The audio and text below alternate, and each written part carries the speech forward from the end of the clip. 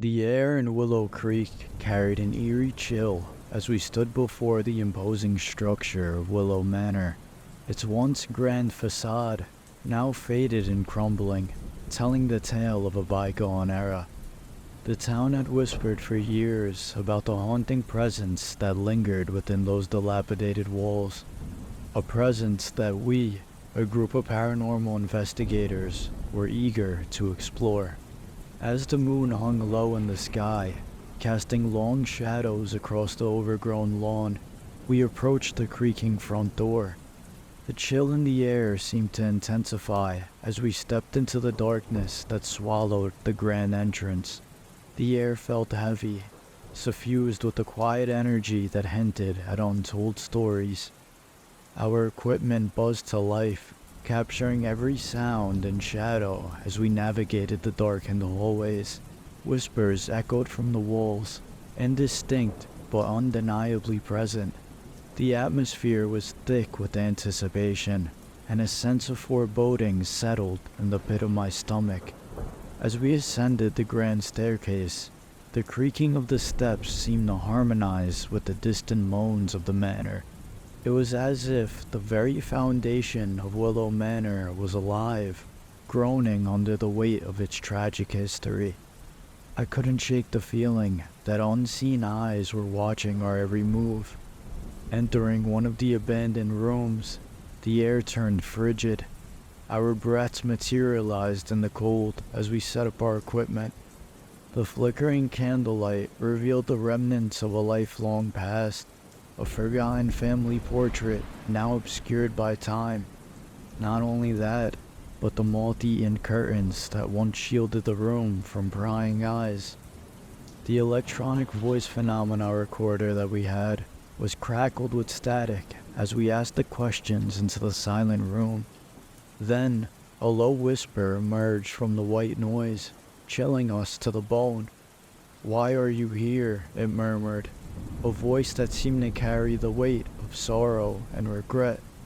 As the night progressed, the shadows in the manor seemed to take on a life of their own. We would see figures peeking around the corners, but disappearing when we turned to face them. Footsteps echoed through the halls, yet we were met with emptiness whenever we sought the source. We never uncovered the story behind Willow Manor, but the walls seemed to absorb the pain and the suffering of the past. As dawn broke, we left Willow Manor with a profound sense of uneasiness. The secrets still hid within those decaying walls, and had they not whispered their stories to us, perhaps they would have never been heard. The highway stretched out like a ribbon of solitude, cutting through the barren landscape under a desolate sky. It was on this endless stretch of road that I first encountered the haunting tale of the phantom hitchhiker. Drivers whispered in gas stations and roadside diners, their eyes carrying a flicker of fear as they shared the stories of this spirit.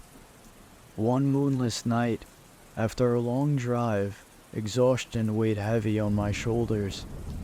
The gas gauge danced perilously close to empty, and the glow of distant headlights offered the only company in this vast darkness. As I pressed on, my surroundings became a blur of shadow and asphalt. It was then that I saw her, a lone figure standing by the roadside. Dressed in fashion from a bygone era, her silhouette seemed out of place in this modern world. My foot instinctively pressed on the brake, and my heart quickened with an inexplicable mix of curiosity and, of course, fear. The air inside the car thickened as I opened the door, inviting her into the passenger seat. She moved with an ethereal grace, her eyes hidden beneath the brim of a vintage hat. Without uttering a word, she settled into the back seat, her presence casting a chill that seeped into the very fabric of my car. The hum of the engine became a somber melody as I attempted to engage in conversation, but her silence was impenetrable. An uneasy feeling gnawed at the edges of my consciousness as I stole glances at her through the rearview mirror. Her face, half hidden in the shadows, of course, bore an expression of sorrow. As the miles passed, a disquieting realization crept over me.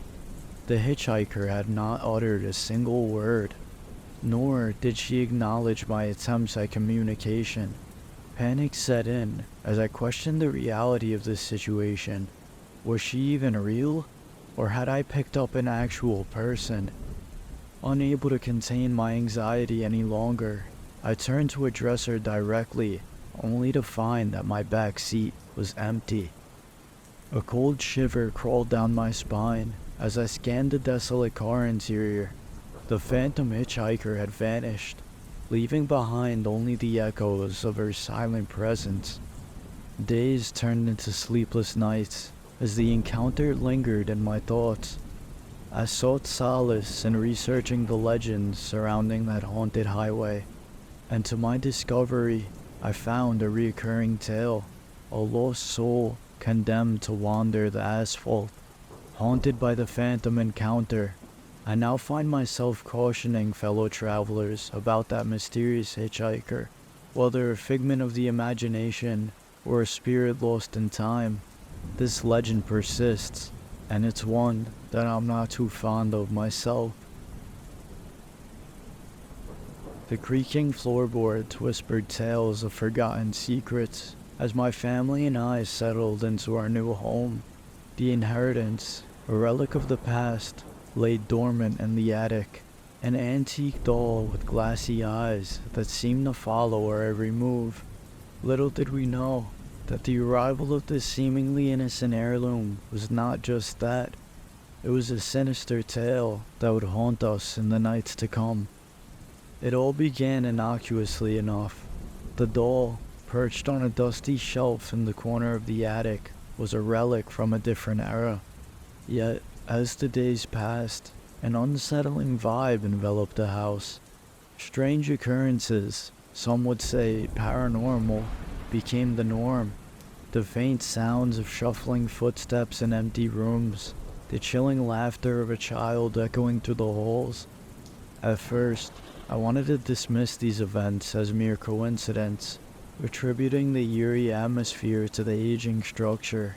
But as these coincidences and occurrences escalated, our once cozy home transformed into a battle. This battle was between the living and the supernatural. The doll, once confined to the attic, seemed to start moving on its own accord. Each morning, we would find it in a different room, its glassy gaze fixed upon us. Objects would also shift in its wake, as if a malevolent force accompanied this cursed toy. Determined to unravel this mystery, I started to delve into the doll's dark past. The family record spoke of tragedy. A child, the original owner, whose life was cut short. The doll, a gift from a grieving parent, harbored a spirit bound by the weight of an untimely demise. As we pieced together the fragmented story, the doll's malevolence seemed to intensify. It became a conduit for the anguished spirit, its laughter transforming into mournful cries that echoed through our halls. Night after night, we were tormented by nightmares, each family member haunted by a vision from the past. Desperation led us to seek the guidance of a local medium. In a dimly lit seance, the medium made contact with this tormented spirit. The room started to chill as a child's voice filled the air, recounting a tale of its own loneliness. The doll, once a source of comfort, had become a vessel now for the lingering pain. Determined to free the spirit, we embarked on a solemn ritual. We had to consign the doll to flames. As the flames consumed the relic, the atmosphere in the room shifted, as if a weight had been lifted off our shoulder. Yet, the echoes of that haunted doll lingered in the recesses of our minds. The house, once a sanctuary for us, now made us more afraid than ever. The coastal village of Foggy Cove bore witness to tales as old as the salty sea air. Among the whispers of fishermen and crashing waves, a legend emerged, the ghost ship of Foggy Cove. As the dense fog rolled in from the open sea, tales of a spectral vessel lost to the waters decades ago started to resurface. It was on a night shrouded in an impenetrable mist that I found myself among the weathered locals. We all huddled in the warmth of the village inn. The air was thick that night, all with anticipation for the seasoned fishermen who exchanged wary glances and hesitant words. All these words were about the ghost ship that haunted their seafaring lives. As the village slept under the veil of fog, a distant mournful horn pierced the silence. We all looked at each other and said, "The ghost ship has returned." I joined a small group of brave souls venturing the cliffs, overlooking the cove. There, emerging from the milky sea mist, was a ship frozen in time. Its hull, battered and worn by the relentless sea, casted an otherworldly glow in the moonlight. Ghastly figures moving upon its decks, their forms shifting between shadow and substance. The sound of these spectral voices carried on in the night breeze, a symphony of whispers that echoed across the cove. As the ship navigated the invisible currents, it became evident that its crew sought something unattainable, perhaps buried treasure underneath the waves. Faces etched with despair gazed out from the spectral vessel, forever caught between the realms of the living and the dead. Their eyes met ours, pleading for release from an eternity adrift in the netherworld. In the quietude of that moment, the village elders spoke of a tragic maritime disaster that had befallen this ship. Decades ago, it had set sail, never to return. The crew, lost to the tempest, were now bound to this ship, eternally seeking closure. As the first light of dawn broke through the dissipating fog, the ghost ship retreated into the horizon, its horn fading away. The villagers, having borne witness to the spectral maritime procession, were left in awe. In the following days, Foggy Cove grappled with an unspoken understanding. This understanding was the line between the living and the dead being thinner than the sea breeze. The ghost ship remains in everybody's mind, no matter whenever or wherever they set sea at. The small town of Ravenwood held its secrets beneath the facade of quaint cottages and cobblestone streets. Among the shadows that clung to the edges of the old cemetery, the legend of the Lady in White echoed through generations. Whispers spoke of her ethereal presence, a woman in a flowing white dress who wandered the graveyard. As an investigator who loved unraveling mysteries, I found myself drawn to the tale that lingered in this town's memory. The local folklore spoke of a love so profound that it transcended the boundaries of life. Determined to uncover the truth, I delved into the history of Ravenwood, seeking the roots of this haunting specter. The air in the old cemetery hung heavy with the scent of moss-covered tombstones. I started to sift through the weathered records and yellowing letters. It was then that the tragic love story began to unfold.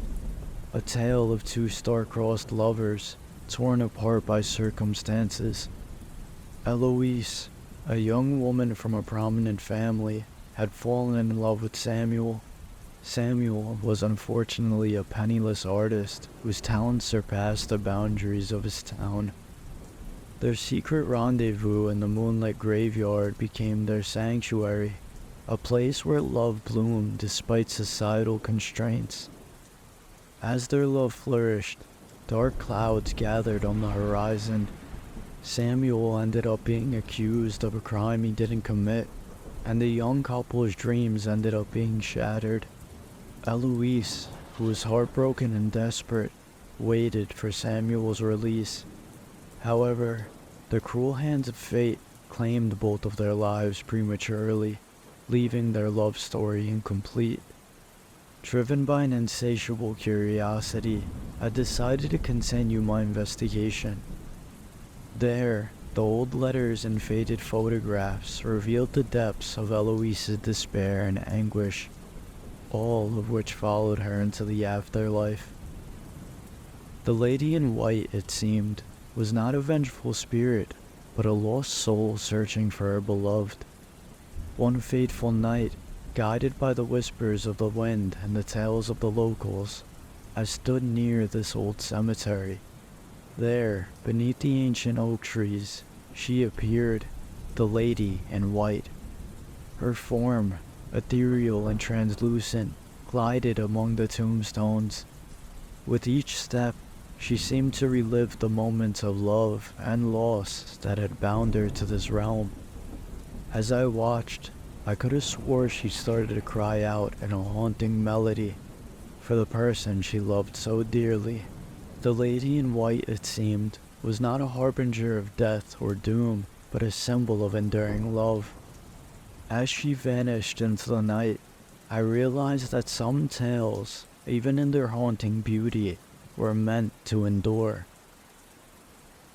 The mansion stood in the hidden outskirts of town, a place where the forgotten whispers still lingered. It was within the dusty halls of this ancient residence that my friends and I stumbled upon a mirror, a cursed-looking glass that held the shadows of the past. The evening began innocently enough, our group of friends seeking adventure in the form of a forgotten mansion rumored to be haunted. Dust danced in the air as we explored room after room, with our laughter bouncing off the walls.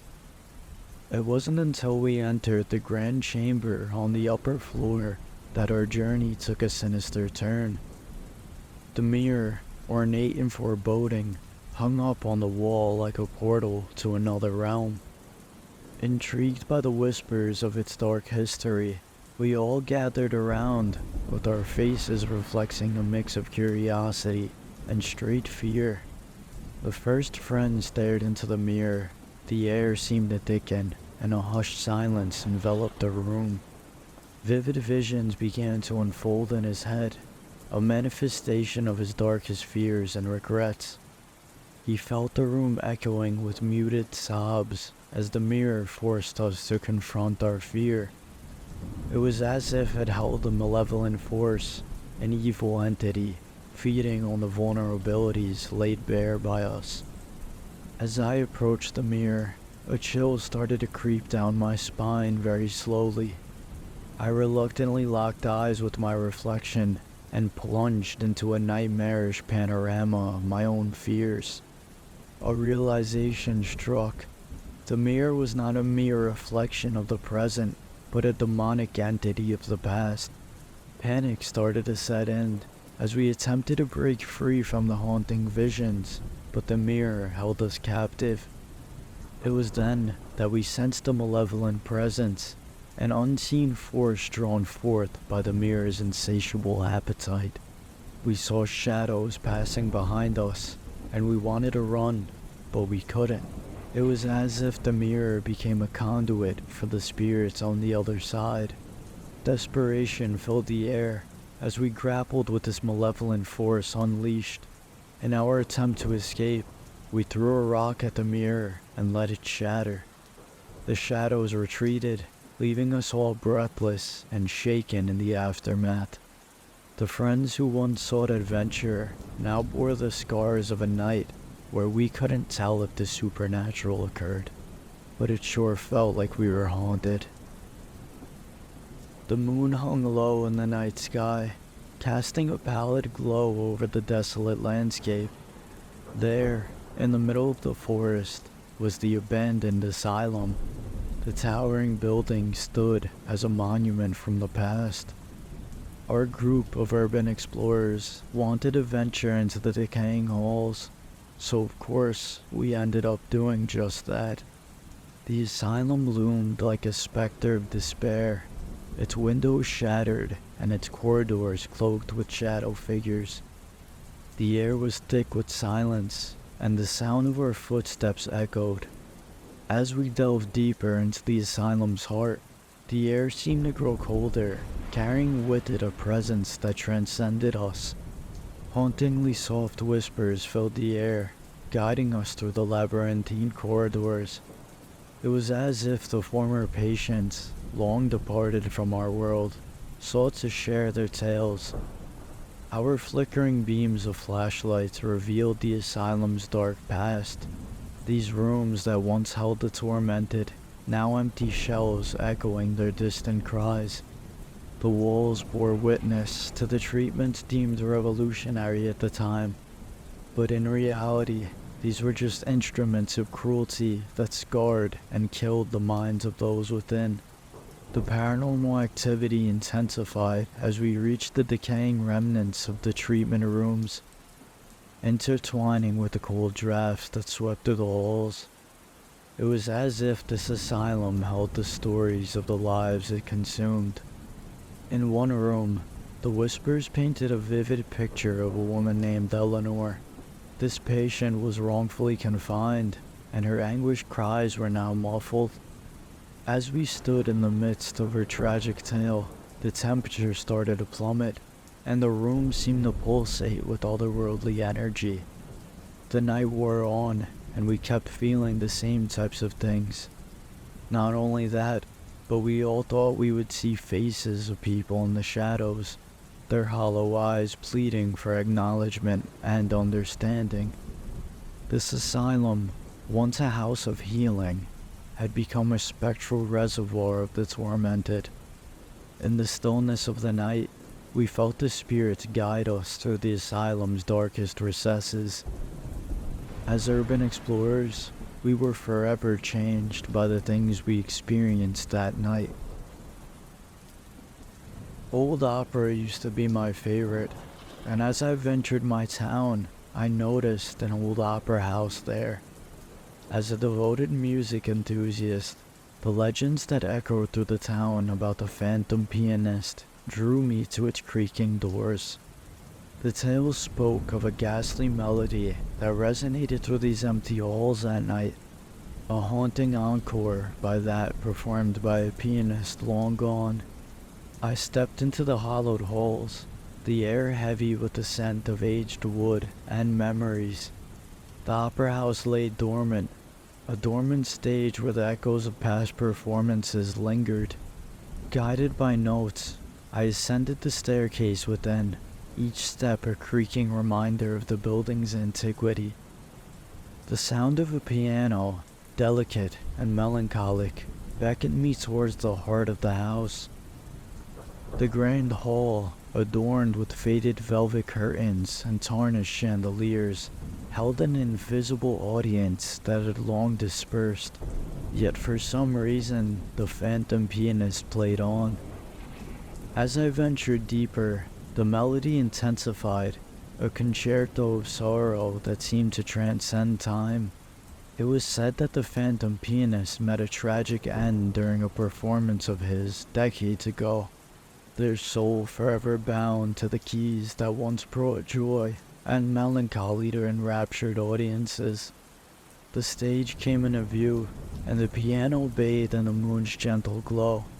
The music, now an intricate dance of sorrow and longing, emanated from an unseen source. It was as if the very essence of this opera house had taken on a spectral form. It was inviting me to witness a concert from the past. In the shadows, a silhouette materialized, and I started to blink my eyes to see if it was really there. This apparition dressed in tattered finery, fingers gliding effortlessly over the keys. I couldn't believe that I was seeing a phantom pianist, lost in a timeless melody. The music being played was such passionate music that transcended death. As I watched, the atmosphere quivered with an unseen energy, and I felt like the line between reality started to blur. In a moment of courageous curiosity, I approached the piano, and the chilling music stopped right there. I decided to touch the key, and then an otherworldly force seemed to guide my fingers. I started to feel the melodies of the past surging through me, and a symphony of emotions echoing as well. In that ghostly concert, time seemed to lose its grip, and I became a vessel for the music of him. The grand hall pulsed with an otherworldly energy, and for a fleeting moment I shared a connection with the spirit trapped. As the final note lingered in the air, the apparition at the piano gradually faded, leaving me standing alone. Everything had ceased, and the grand hall had returned to its silent slumber. Haunted by the concert, I decided to descend the staircase, leaving the opera house behind. The pianist's music continued to echo in my head, a testament to the power that was behind this opera house. The air was thick with the musky scent of damp earth as my friends and I ventured into the heart of a dense forest. We wanted to seek an escape from the constraints of the modern world. Our laughter was so loud through the towering trees, the forest started to embrace us in a cocoon of shadow. Little did we know that our journey into the wilderness that night would unravel a tale of horror in our collective memory. As the sun dipped below the horizon, we gathered around the crackling campfire. Its warm glow started to flicker against the encroaching darkness. It wasn't long before the atmosphere changed, the forest shifting from a place of serenity to one fraught with unsettling tension. Shadows seemed to dance on their own in those woods, and a chilling whisper occurred every time we would stop talking. It was then that we first caught sight of a shadowy figure, a silhouette lurking at the edge of our campsite. Its form seemed to meld with the dark, and its eyes, two pinpricks of malevolence, fixated on us. A shiver ran down my spine as I realized that that figure was always one step behind us, weaving through the foliage. Attempts to escape it proved futile, and no matter how fast we moved, the shadow entity mirrored every step we took. Its ominous presence grew more palpable with each passing moment. Then, panic set in as the realization finally dawned on us. The forest had held a secret.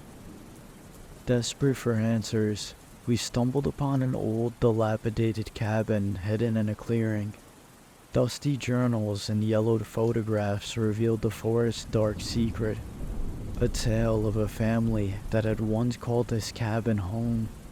A tragedy had unfolded beneath the thick canopy, tearing apart the family and leaving an indelible mark on the land. As we delved deeper into the forest's secrets, the shadowy figure drew closer to us. Its presence was like an ever-encroaching darkness that wouldn't leave us alone. The tragedy that I had spoken of unfolded in the cabin that had birthed a malevolent force. This force was forever bound to the ancient trees, and its companionship was drawing upon the forest. One by one, my friends succumbed to the shadows, swallowed by the dark that clung to the figure. Desperation and fear gripped us as we realized the forest demanded a sacrifice. This spirit wanted to satiate the entity's insatiable hunger for companionship. I stood alone in the moonlit darkness, and the whisper of the forest started to reveal the spirit. The shadowy figure encircled me, its form merging with the night. The forest, now a mausoleum of forgotten tragedy, was all around me. At the last moment, a light appeared from the woods, and the shadow had dissipated. A man appeared from the woods, asking me if I was alright. Behind him were my friends who I hadn't seen in hours. The roar of the distant waves and the mournful cry of the wind were my only companions as I approached the island.